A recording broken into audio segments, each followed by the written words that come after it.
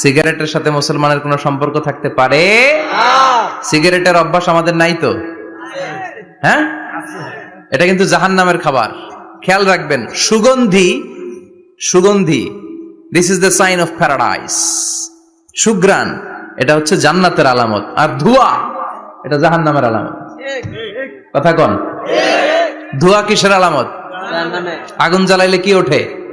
ধোঁয়া ওঠে। সিগারেট খেলে কি ওঠে?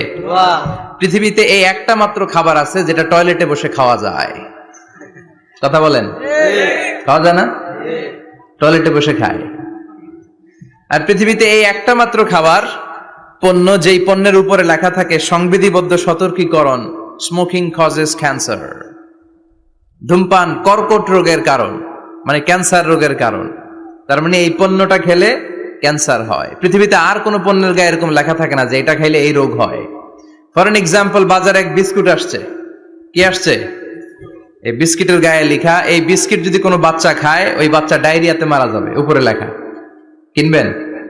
কথা বলেন, কি বলবেন? তোর বিস্কুট তুই খা, তোর বলা মরুক। কথা বলেন। কিন্তু সিগারেট এমন একটা পণ্য যেটার গায়ে লেখা থাকে যে এটা খেলে মানুষ মরে, তারপরও মানুষ খায়। সিগারেট হয় টোবাকো প্ল্যান্টস থেকে, তামাক পাতা থেকে। কোত্থেকে? তামাকের চাষ টাস কমে গেছে না? এটাতে আবার বেড়া টেরা দেয়া লাগে না, কারণ ছাগলও মুখ দেয় না। কথা বলেন। তো যেটাতে ছাগলও মুখ দেয় না, এটা কি মুমিন বান্দা মুখ দিতে পারে? জোরে বলেন।